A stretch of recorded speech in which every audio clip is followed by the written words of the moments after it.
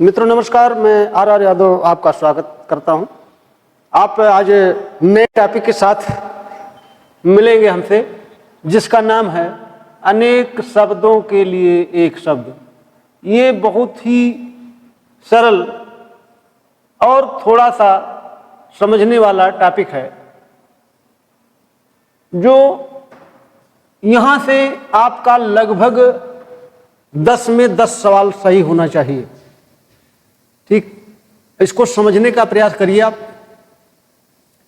इसके दो नाम हैं, अनेक शब्दों के लिए एक शब्द, या इसी का नाम है वाक्यांशों के लिए एक शब्द। वाक्यांशों के लिए एक शब्द। अब देखिए, आपको इसमें समझना क्या है,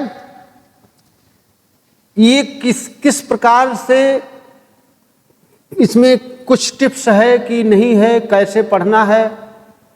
तो आपको मैं कुछ इसमें ट्रिक बताऊंगा, जो निश्चित तौर से 4 या 5 प्रश्न जरूर फंसेंगे वहां से, और बाकी मैं नोट कराऊंगा ही।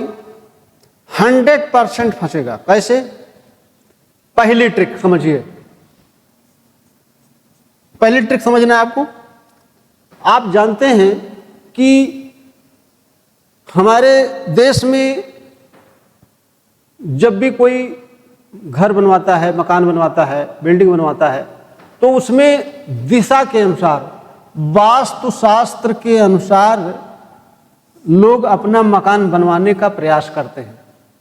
आप जानते हैं, इसमें आपको पता होगा, ये उत्तर दिशा है, ये दक्षिण दिशा है, और ये पूर्व है, और ये पश्चिम है। तो ये जो दिशा है, यहां से सवाल पूछा जाता है। क्योंकि ये दिशा इस प्रकार की है कि ये पूर्वोत्तर दिशा बोलते हैं इसको, पूर्वोत्तर। और इस दिशा को हम बोलते हैं पश्चिमोत्तर। पश्चिमोत्तर। इसके बाद में इस दिशा को हम बोलते हैं दक्षिण पश्चिम, और इस दिशा को कहते हैं दक्षिण पूर्व। ये तो बात हो गई दिशा की। हमने क्या बताया कि लोग जो मकान बनवाते हैं, वो वास्तुशास्त्र के अनुसार इसलिए सही बनवाया जाता है क्योंकि ऐसा माना जाता है कि ग्रह नक्षत्रों का बहुत बड़ा दोष होता है। तो ये एथिक्स है, ये ऐसा पौराणिक कथाओं में है। ये सही है कि गलत है, इस पर हमें कोई डिस्कस नहीं करना है, हमको उसी के अनुसार पढ़ लेना है। जैसे ये आपको पता होगा कि भारत में जो सबसे अधिक हवाएं चलती हैं, वो इधर से आती हैं हवाएं, यानी कि इसीलिए इसको हम बोलते हैं वायव्य कोण। वायव्य कोण क्यों वायव्य बोलता है? वायु से बना हुआ कोण है ये, यानी कि भारत में जो सबसे अधिक हवाएं चलती हैं। तो आपको पता है कि हवाएं कैसे चलती हैं, कि जैसे मान लीजिए कि ये हमने बना दिया भारत का नक्शा, मान लीजिए बना दिया, तो ये हवाएं ऐसे आती हैं सबसे ज्यादा, इसीलिए ये कोण यही तो है वायव्य कोण। ठीक, आप जब मकान बनवाते हैं तो यहां पर घर के दाहिनी तरफ भगवान की मूर्ति रखते हैं, यानी कि पूजा पाठ करते हैं। तो इसीलिए इस दिशा को हम बोलते हैं ईशान कोण। ईशान कोण मतलब ईश से भगवान होता है, और इसी से बना हुआ है ईशान कोण। दूसरा पॉइंट आपको समझना है कि जो दक्षिण और पूर्व का कोण है, यानी कि मंदिर के दक्षिण साइड में लोग किचन रखते हैं। किचन इन द सेंस कि आग से संबंधित है, इसीलिए इसको आग्नेय बोलते हैं। ठीक, और ये जो कोण होता है दक्षिण पश्चिम का, ये चूंकि यहां पर लोग लेटरिन बाथरूम बनवाते हैं तो इसको नैऋत्य बोला जाता है। समझ गए आप? तो यहां से कई बार सवाल पूछा गया है कि पूर्वोत्तर के कोण को कहते हैं, तो विकल्प में मिलेगा ऐसे ईशान मिलेगा, वायव्य मिलेगा, नैऋत्य, आग्नेय। ये भी सवाल पूछा गया है पश्चिम उत्तर के कोण को कहते हैं, तो आप क्या बताते हैं? वायव्य। फिर अगला सवाल पूछेगा कि पश्चिम दक्षिण के कोण को कहते हैं, तो आप बता देंगे नैऋत्य। ऐसे ये 4 सवाल ये घुमा फिरा करके पूछता रहता है, तो आपको इसी प्रकार से समझना भी होगा। समझ गए आप? तो जैसे सवाल पूछा जाए वैसे आपको उत्तर देना है। ठीक, तो ये तो बात हो गई, एक ट्रिक मैंने बता दिया कि इसमें समझ लीजिए, जिससे दोबारा यहां से सवाल अगर आ गया तो उत्तर देने में कोई समस्या ना हो। ठीक, इसमें कोई डाउट तो है नहीं। अगला ट्रिक मैं बताऊं, ये तो एक ट्रिक है। दूसरी ट्रिक ये है कि आपको पता होगा कि जैसे मान लीजिए कि ये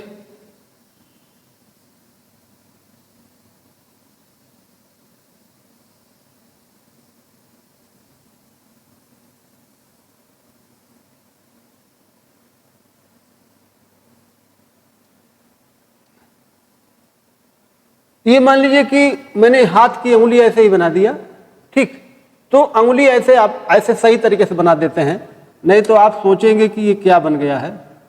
ये ऐसे बना देते हैं, ये ऐसे बना दीजिए आप, ऐसे करके नहीं बनेगा। चलिए कोई बात नहीं है, इसी से आप समझ लीजिए। इसको आप समझ नहीं पाएंगे ऐसे तो दिक्कत होगी।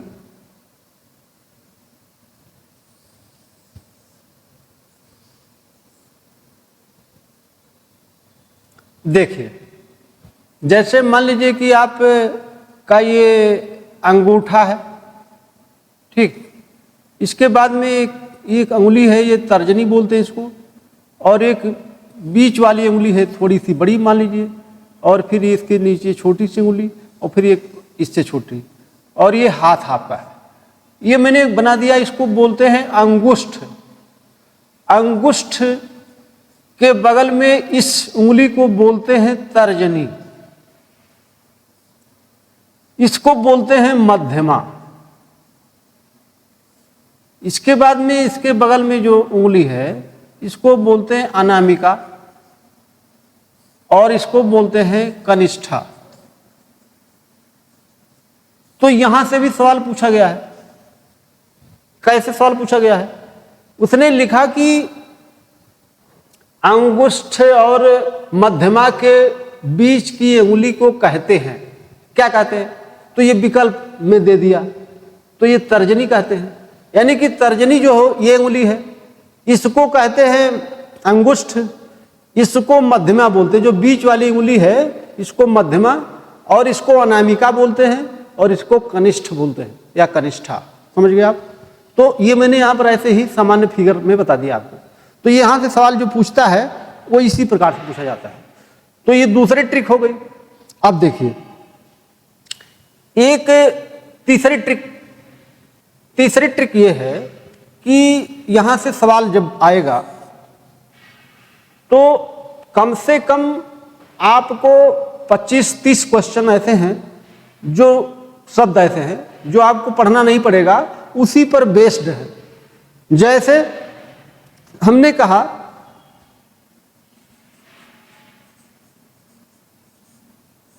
जानने की इच्छा, एक शब्द ये है, आप ध्यान दीजिएगा।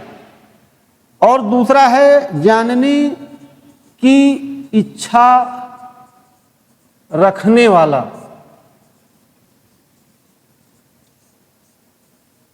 एक है जानने की इच्छा और दूसरा है जानने की इच्छा रखने वाला। दोनों में अंतर है, और आप लोग अंतर बिना समझे उत्तर टिक करना शुरू कर देते हैं और गलत होकर के आप नंबर कम कर लेते हैं गलत करके। तो अब बताइए, जैसे जानने की इच्छा ये दूसरी बात है, और जानने की इच्छा रखने वाला ये दूसरी बात है। तो ये आपको ध्यान रखना है कि अगर जानने की इच्छा लिखा है तब जिज्ञासा है, और जानने की इच्छा रखने वाला है तो जिज्ञासु है। अंतर आपको पता चल गया होगा कि हमारे पूछने का, हमारे बताने का क्या मतलब है। ठीक, जब वाक्य में लिखा रहे कि जानने की इच्छा, अगर इच्छा पर वाक्य खत्म हुआ है तो यहां पर आप देख रहे हैं जब इच्छा होगी तब यहां पर आ की मात्रा लगी है, और रखने वाला अगर लिखा है तब छोटा ऊ की मात्रा लगी है। आप जैसे भी याद कर पाते हो वो याद करना है, बहुत बड़ी चीज याद करने के लिए मैं नहीं बता रहा हूं, ये तो समझ जाएंगे तब भी याद हो जाएगा, और शब्द पढ़ेंगे तब भी याद हो जाएगा। इस पर बहुत सारे शब्द आधारित हैं। ये बताने का हमारे ये है कि इस पर बहुत सारे शब्द आधारित हैं।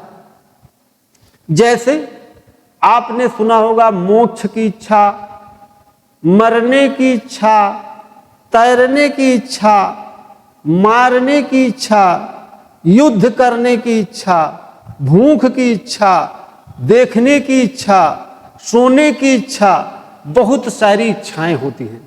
यानी कि इस पर जो बनने वाले शब्द हैं ये शब्द इसी पर बेस्ड हैं। समझ गए आप? तो जब आपको ये ट्रिक पता हो जाए कि अगर केवल इतने लिखा हो जानने की इच्छा, जैसे हमने लिखा तैरने की इच्छा, तो तैरने की इच्छा जब लिखा तब आपको ये शब्द पता होना चाहिए कि इसके लिए कौन सा शब्द है। तो उसके लिए है तितीर्षा। और जब ये लिख दिया जाए तैरने की इच्छा रखने वाला, तब क्या होगा? तब तितीर्षु होगा। समझ गए आप? अंतर आपको पता चला? अंतर पता चला कि जब इच्छा लिखा हो और वहीं पर बात खत्म कर रहा हो तब आ की मात्रा लगेगी, यानी कि ये आ की मात्रा लगी है। और जब लंबा वाक्य लिखा गया तब क्या हुआ? छोटा ओ की मात्रा लगी।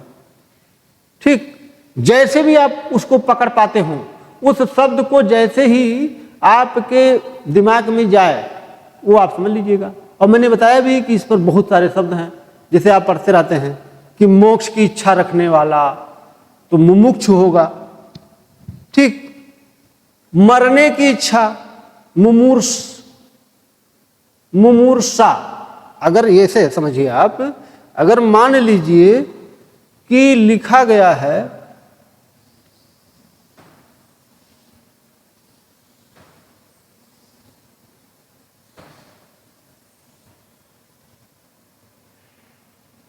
मान लीजिए लिखा है कि मरने की इच्छा,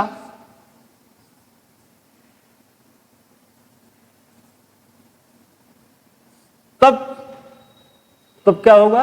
मुमूर्षा। और मरने की इच्छा रखने वाला, अब देखिएगा आप, तब क्या होगा? मुमूर्षा, मुमूर्षु। ठीक, तब क्या होगा? मुमूर्षु होगा। ठीक है। अब इसमें क्या है?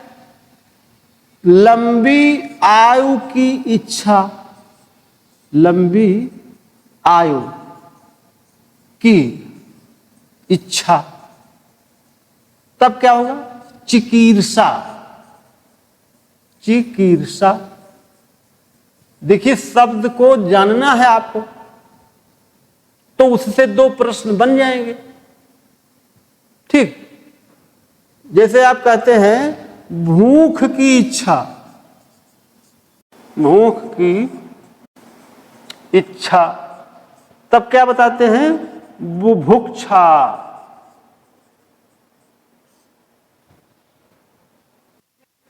जान से मारने की, किसी को जान से मारने की इच्छा। आप समझिए, पहले आप जब समझ जाएंगे तब इसको करने में कोई समस्या नहीं होगी। जिघांसा, इसके लिए शब्द आया है। मोक्ष के लिए कौन शब्द आया है आप जानते हैं। तो मैं सारे शब्द को नहीं लिखूंगा, क्यों? क्योंकि आप भी कुछ पढ़ेंगे, आपकी भी कुछ जिम्मेदारी बनती है।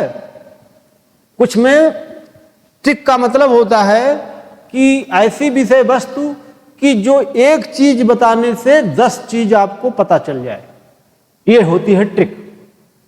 तो ऐसा तो है नहीं कि मैं पूरे शब्दों को लिखवा सकूं, ऐसी पॉसिबिलिटी नहीं है। क्यों? क्योंकि नहीं हो सकता है और पूरा पढ़ना भी नहीं होता है। आपको एक बार हमने कहा है कि नोट को बना लेना है और उसको 10-15 मिनट रिवीजन कर लेना है। ज्यादा पढ़ने के लिए मैंने बताया ही नहीं है। हमने कहा है थोड़ा थोड़ा करके पढ़ाई की जाती है और एक थोड़ा थोड़ा करके आपके पास बहुत बड़ा संग्रह हो जाता है और आप किसी एग्जाम को क्वालिफाई कर सकते हैं, चाहे वो छोटा एग्जाम हो चाहे बड़ा एग्जाम हो, आप जानते ही। तो इसमें आपको बताने की बहुत जरूरत नहीं है। लेकिन आप क्या करते हैं कि आप अपने व्यवहार को छोड़ते नहीं, और कोई बात नहीं। अगर व्यवहार को छोड़ दीजिए, सामान्य व्यवहार जो आप करते रहते हैं कि ये चीज ऐसे होता है, ऐसे नहीं होता है, समझने की बात होती है। जैसे हमने बता दिया कुछ शब्द, तो आपको अब वो शब्द रटना नहीं है। ये मैंने जो 2-3 तीसरे ट्रिक है, ये मेरी ये जो मैंने बताया, ये एक प्रकार की ऐसी ट्रिक है जिस पर बहुत सारे शब्द बेस्ड है। समझ पाए आप? तो उसको आप एक बार देख लेंगे तो पता हो जाएगा आपको। इसीलिए तो मैंने कहा शब्दों का अर्थ भी आपको जानना चाहिए, और उस पर सवाल आ गया तो आप आराम से कर लेंगे। क्यों? कोई समस्या है आपको? जैसे अगली ट्रिक देखिए, ये तो मैंने आपको बता दिया है, इसमें कोई डाउट नहीं होगा, हमें पता है। आप इसको बहुत आराम से कर सकते हैं।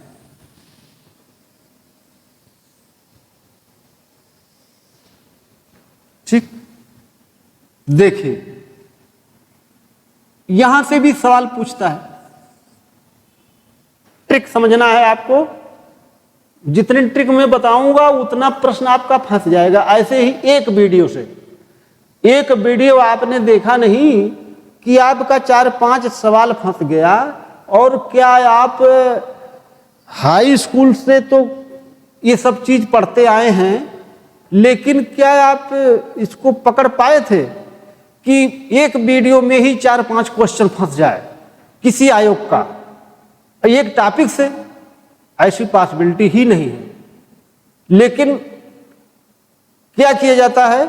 आपके लिए ही प्रयास किया जाता है कि कम से कम शब्दों में अधिक से अधिक चीज बताया जाए। इसीलिए इस टॉपिक का नाम ही है अनेक शब्दों के लिए एक शब्द, और इसीलिए ये बनाया भी गया है। इसकी महत्ता भी इस टॉपिक की इसी में निहित है कि किसी विषय वस्तु को बहुत ही संक्षेप में बोलना, ये अनेक शब्दों के लिए एक शब्द है। ठीक, यानी बहुत सारे वाक्य है, बहुत लंबा वाक्य है, उसमें एक शब्द मैंने लिख दिया, वो उसको फुलफिल कर दिया, तो यही अनेक शब्दों के लिए एक शब्द हो गया। अगली ट्रिक आप देखिए, समझने का प्रयास करिएगा। यहां से भी सवाल एक मिल जाएगा आपको। ऐसे ऐसे क्वेश्चन को आप विशेष तौर पर ध्यान रखेंगे। आप लोग क्या करते हैं, हम जानते हैं आप क्या करते हैं। आप किताब उठाए, बाहरी साहब की, हरदेव बाहरी किताब उठाए, गए मार्केट से आदित्य प्रकाशन वाली किताब सफेद वाली जो आती है उसको ले आए। अब उसमें क्या लिखा है कि कई एग्जाम जो अभी तक हुए हैं, चाहे वो पीसीएस हो, चाहे समीक्षा अधिकारी हो, चाहे वो बिहार पीसीएस हो, चाहे उत्तराखंड पीसीएस हो, सबका उसमें शब्द दिया गया है। यानी कि क्वेश्चन जो आया हुआ है, अब उसमें से क्या किया उसने, 20% शब्द गलत लिख दिया। तो वो तो एक नकलची है, उसको नकल करके उसी में प्रिंट करा देना है, अपने तरफ से उसने कुछ नहीं लिखा है। आप क्या किया, उसको लाए, बस तुरंत रटना शुरू कर दिए। तो रटना शुरू कर दिए, उसमें आपको जो शब्द नहीं मिला और आपके पेपर में संजोग से है, तो आप क्या किए, आपकी बुद्धि वहीं से उल्टी हो गई, तो आप उसको गलत करके चले आए। आपने सोचा ही नहीं कि वास्तव में हमको किस दिशा में कैसे पढ़ना है। ठीक, अंधी दौड़ में पढ़ाई नहीं की जाती है, पढ़ाई सही दिशा में की जाती है। लोग क्या करते हैं, उसी भीड़ की तरफ भागते हैं।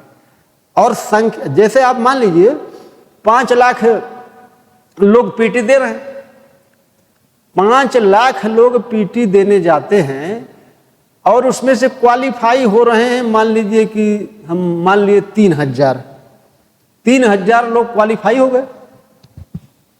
अच्छा, तो 5 लाख में 3,000 आप सोचिए, 4,97,000 लोग आउट हो रहे हैं। उसमें उस भीड़ का हिस्सा बनना चाहेंगे कि आप 3,000 का हिस्सा बनना चाहेंगे, तो 3,000 के लिए कुछ आपको एक्स्ट्रा पढ़ना पड़ेगा, उसको पढ़ने का प्रयास करिए। जैसे सब पढ़ रहे हैं वैसे नहीं पढ़ना है, कुछ अलग पढ़ना है, कुछ अच्छा पढ़ना है, उनसे ठीक पढ़ना है जो लोग उस भीड़ में जा रहे हैं। तो जब उस भीड़ से हटेंगे तभी तो आप इस भीड़ दूसरी जगह पहुंचेंगे। तो आपको उस दौड़ में नहीं शामिल होना है, आपको लूसेंट नहीं पढ़ना है, आपको हरदेव बाहरी नहीं पढ़ना है, आपको आदित्य प्रकाशन नहीं पढ़ना है, आपको पृथ्वीनाथ पांडे नहीं पढ़ना है। क्या क्या नहीं पढ़ना है ये जानना बहुत जरूरी है। ठीक, नहीं पढ़ना है, पढ़ना तो बहुत कम है, जानना जरूरी है कि क्या आपको ये पता है कि ये चीज पढ़ना है कि नहीं पढ़ना। जब आप जान जाएंगे कि ये चीज हमको नहीं पढ़ना है, तो आपको पढ़ने वाला काम कम नहीं हो जाएगा। तो कम हो गया तो आप फिर उस भीड़ से अलग हो गए, जो भीड़ आपको फेल कर रही थी उस भीड़ से आप अलग हो गए। बात हमारी समझ पा रहे होंगे। तो अगली ट्रिक मैंने बताने का वादा किया आपसे, अगली ट्रिक देखिए, यहां से भी सवाल मिल जाएगा आपको। कैसे? एक सवाल पूछता है कि जंगल में लगी आग। ठीक, जंगल लिखे चाहे वो वन लिखे, ठीक, चाहे वो विपिन लिखे चाहे कानन लिखे, ये इसका पर्यायवाची है। में लगी आग, लगी आग, आग से संबंधित प्रश्न करेगा, लगी आग। ठीक, क्या होता है?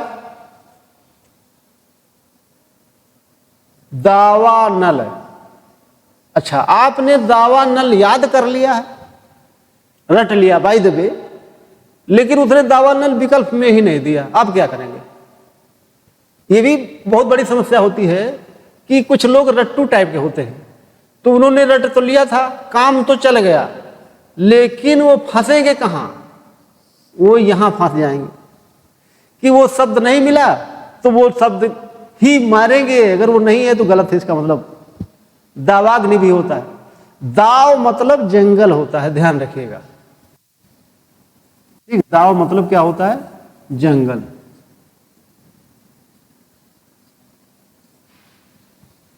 अगला सवाल पूछेगा, पानी में लगी आग या समुद्र में लगी आग या नदी में लगी आग, ये शब्द बदल देगा। ठीक, शब्द बदलेगा, केवल शब्द बदलेगा। तो लेकिन उसका मतलब वही है, उसकी मंशा वही है पूछने की। तो क्या करेंगे? बड़वाग्नि या बड़वानल, इसी का एक नाम है बड़वाग्नि। तो दोनों शब्दों को आप समझे रहिए। जब दोनों शब्दों को समझे रहेंगे तो चाहे जो दे दे, जो देगा उसी को आप टिक कर देंगे। अगला देखिए, दुनिया में सबसे बड़ी जो आग होती है वो पेट में लगी आग होती है। पेट में लगी आग। अब पेट में लगी आग क्या है? देखिए, जो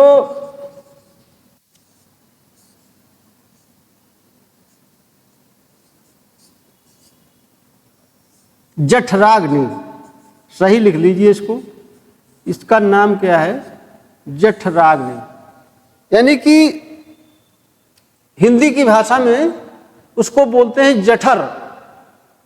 ठीक, तो पेट में लगी आग। हमने कहा कि दुनिया में सबसे बड़ी आग किसकी होती है? पेट की आग होती है। ये दुनिया जो आप देख रहे हैं, भाग दौड़ की दुनिया जो देख रहे हैं, ये केवल और केवल पेट की आग को शांत करने के लिए।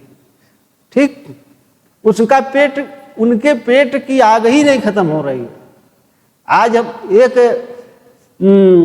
बिल्डिंग बनी है तो कल दूसरी बननी चाहिए, परसों तीसरी बननी चाहिए, आज एक गाड़ी है तो कल दूसरी गाड़ी आनी चाहिए।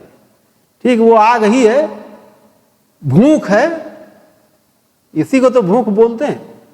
तो वो आप पेट की बोल दीजिए चाहे जठर की बोल दीजिए, ठीक, वो आग ही है। तो ये तो आप समझते हैं। यहां से सवाल पूछता है, धीरे धीरे, अगला सवाल है, धीरे धीरे बढ़ने वाली आग। ये तो सरल था।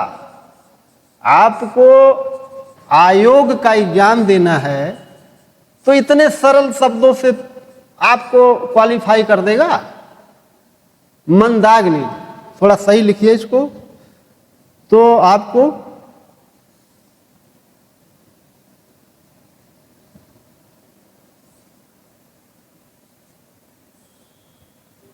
आप ये सब रटे थे तो उसने क्या किया कि थोड़ा सा जो है अलग सवाल बना दिया। तो आप सोचेंगे ये कहां बना दिया? तो ये धीरे धीरे बढ़ने वाली आग को मंदाग्नि कहते हैं। समझ गए आप? अगला पॉइंट समझिए। ये मैं आपको कभी रटाने का प्रयास नहीं करता, ये मेरी आदत है और आपको मैंने बताया भी है कि रट करके लोक सेवा आयोग का कोई एग्जाम आप नहीं निकाल सकते। ये एक टॉपिक ही नहीं रट पाएंगे, चाहे वो विलोम ही दे दें हम आपको, अनेक शब्दों के लिए एक शब्द हो, चाहे पर्यायवाची कह दे, तो आप उससे पार नहीं पाएंगे और सवाल गलत करके चले आएंगे। तो हमेशा बहुत बुद्धिमानी से पढ़ा जाता है और ट्रिक के साथ पढ़ा जाता है। ध्यान दिया जाता है कि हमको कम से कम पढ़ना पड़े, ज़्यादा से ज़्यादा मैटर गेन कर जाए हम। तो ज़्यादा से ज़्यादा मैटर तभी मिल पाएगा जब आप सिस्टम में रहेंगे, सही दिशा में पढ़ेंगे। बात समझ गए? ये सब बात मैं इसलिए बोलता रहता हूँ कि आप अब से सुधर जाइए। हो सकता है कि अब से सुधार हो जाए, तो सुधार हो जाएगा तो आपका कल्याण होगा, उसी में थोड़ा बहुत कल्याण हमारा होगा, बहुत थोड़ा सा, दाल में नमक के बराबर।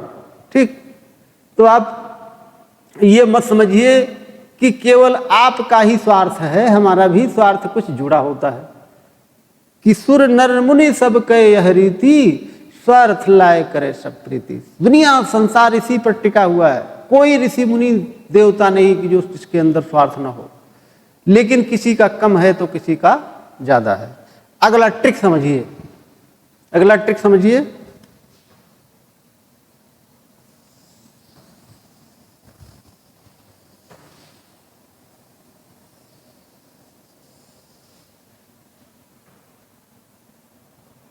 देखिए, अगला ट्रिक हमको लगता है 5 नंबर पर है। देखिए, कुछ शब्दों का मतलब आप समझिए, वो शब्द जब आए तो आप परेशान मत हुआ करिए। ठीक, जब परेशान नहीं होंगे तो आपको वो नंबर देकर जाएगा। परेशान हो गए तो फेल करके जाएगा। क्यों? क्योंकि आप तो रटे थे, समझे ही नहीं थे। जैसे लिखेगा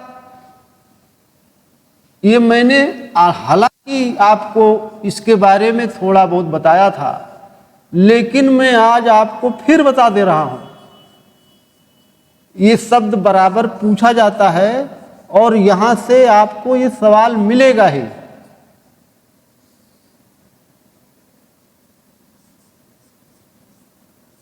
ये शब्द मैं इसलिए लिख रहा हूं कि जिससे इन शब्दों में आप अंतर कर पाए।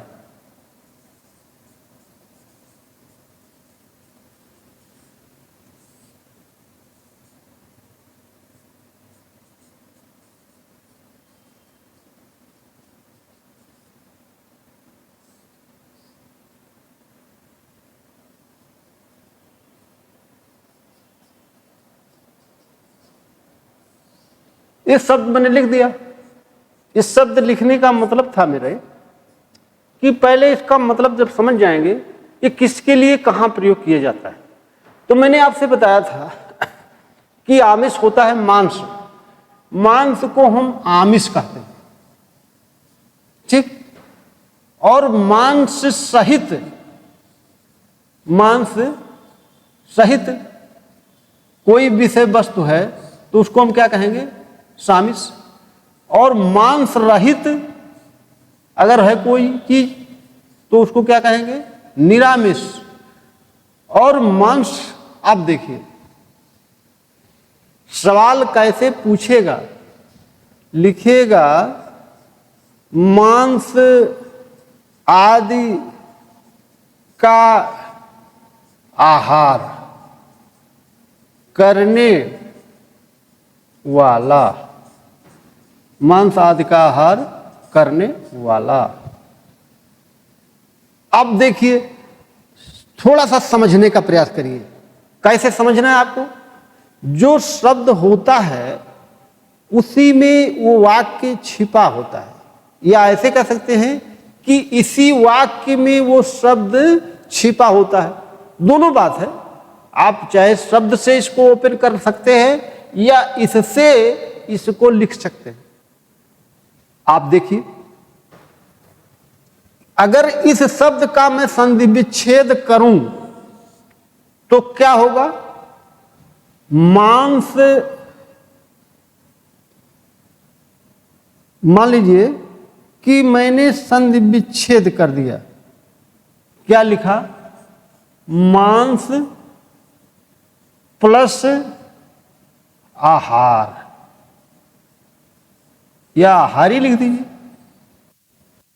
कोई बात नहीं।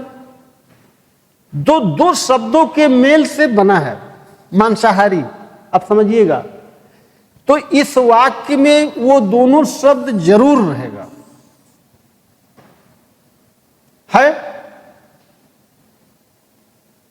तो उस वाक्य से उस शब्द को बनाया जाता है या उस शब्द से उस वाक्य को बनाया जाता है, ये कहीं अलग नहीं होता है। कुछ शब्द ऐसे बनाए गए हैं या शब्दकोश में हैं जो उससे बिल्कुल अंतर पर डिफरेंट है। तो मैं तो उतना मैटर बोर्ड पर लिख ही देता हूं कि आपको एक्स्ट्रा कुछ पढ़ने की जरूरत ना पड़े। लेकिन हमने तो यहां तक की व्यवस्था किया है कि आप इस वीडियो को देखेंगे, इसका नोट बना सकते हैं, इसके बाद में आप को नोट मुहैया भी हो जाएगा, ठीक। और ये सब सारी व्यवस्था इसलिए किया गया है क्योंकि आपको 55, 56, 57 नंबर लाना है। कैसे आएगा, जो बातें बताई जा रही हैं इसका पालन करने से आएगा, ठीक। तो ये पकड़ में आ गया आपको। शाक क्या लिखा जा रहा है, ध्यान रखिएगा, शाक का आहार करने वाला। अब देखिए क्या लिख दिया गया, शाकाहारी। अब इसके जगह मैंने क्या लिख दिया, वनस्पति का आहार, वनस्पति का आहार करने वाला। तो क्या हो गया, वनस्पत्याहारी। तो आपको शब्द समझ में आ रहा होगा कि वो शब्द संधि विच्छेद करेंगे तो दोनों शब्द उस वाक्य में मिल जाएगा।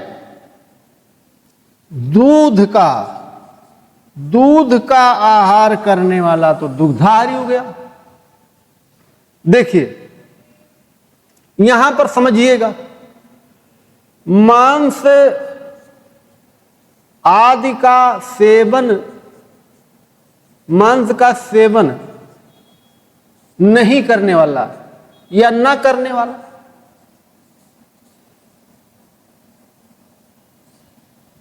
अब आप थोड़ा समझिए क्या होगा। निरामिष, तो आप क्या करते हैं कि मांस का सेवन न करने वाला, तो आप लिख देते हैं शाकाहारी, लेकिन ऐसा नहीं है। आपने एक चीज ध्यान दिया होगा कि दो शब्द होते हैं, एक होता है खाना और एक होता है भोजन। आप थोड़ा सा इन शब्दों पर ध्यान दीजिए, थोड़ा सा ऐसे शब्द पर ध्यान दीजिए कि जो अलग करता हो। दोनों एक ही चीज है। आपके नजर में, हमारी नजर में, दुनिया की नजर में एक चीज लग रहा है, खाना और भोजन का एक ही मतलब लग रहा है उनका, लेकिन दोनों में अंतर भी है और ज्यादा अंतर है, समानता भी है। जरूरत पड़ने पर समान हो जाएगा और गैर जरूरत पड़ने पर असमान हो जाएगा। ठीक, सोच लीजिए, थोड़ा सा दिमाग चला लीजिए कि खाना और भोजन में क्या अंतर है। 1 मिनट आप सोच लीजिए, अपने आप को चेक किया जाता है। ईमानदारी से पढ़ाई की जाती है, ध्यान रखिएगा। आप कम पढ़िए, बहुत ईमानदारी से पढ़िए, वो बहुत दिनों तक चलेगा। आपको नहीं आता है, आप सहर्ष स्वीकार करिए कि हमको नहीं आता है। आप कतई मत ओवर एक्टिंग करिए कि हमको आता है। जिस दिन आप समझ जाएंगे कि हमको आता है, उस दिन से आना बंद हो जाएगा। कब आएगा? जब आप ये सरेंडर कर देंगे कि हमको नहीं आता है, तभी आना शुरू होगा। ठीक, और ऐसा क्यों है? ऐसा इसलिए है कि विद्या ददाति विनयम विनयात याति पात्रताम।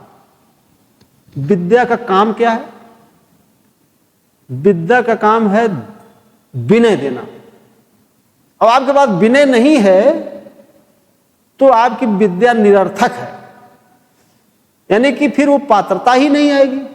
अगर विनय नहीं आई विद्या से तो पात्रता ही नहीं आएगी नहीं पात्रता, तो फिर आपके इस विद्या का क्या औचित्य? तो आपको ध्यान देना है कि वास्तव में जो चीज बताई जा रही है उसमें क्या चीज है। तो हम आपसे कहना चाह रहे थे, इसका मतलब बताइए।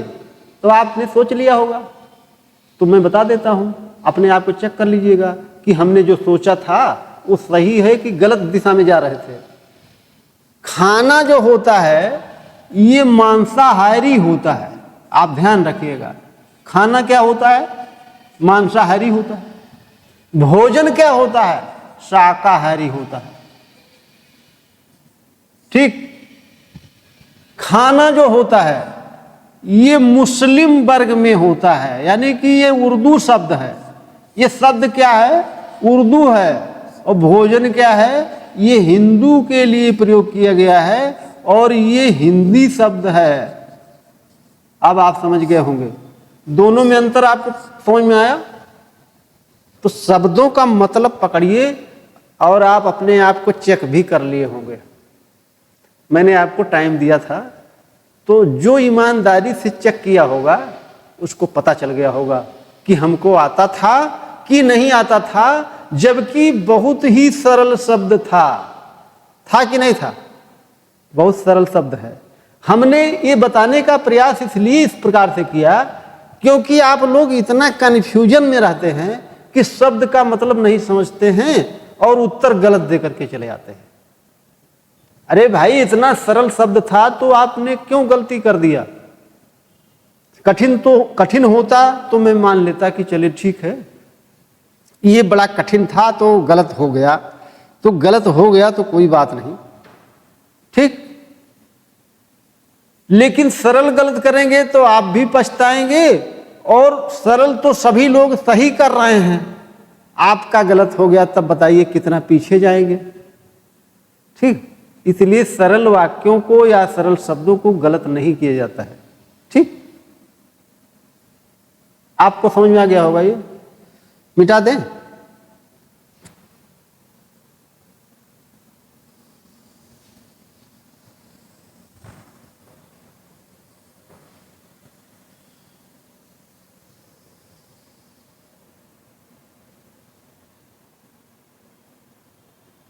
तो कुछ मजा आया आपको, कुछ समझ में आया? अब देखिए, ये तो मैंने ट्रिक बताया आपको।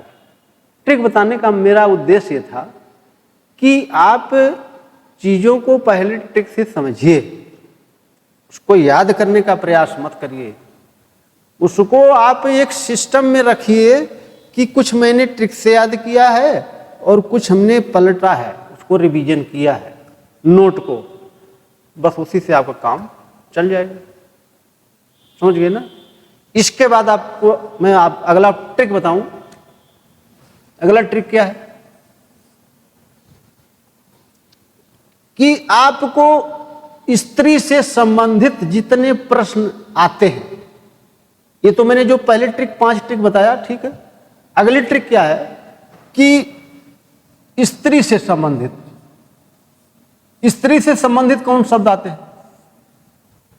जैसे आप ध्यान दीजिएगा, लिखा जाता है कि जिस स्त्री के पास कुछ न हो, या जिस स्त्री का पति परदेश गया हो, या जिस स्त्री का पति मर गया हो, या जिसकी पत्नी मर गई हो, या जिसके आने की कोई तिथि न मालूम हो, या जो बहुत जिसका पति साथ न हो, या जिसका पति मैंने बहुत प्रकार के सवाल ऐसे किए जाते हैं स्त्री से संबंधित।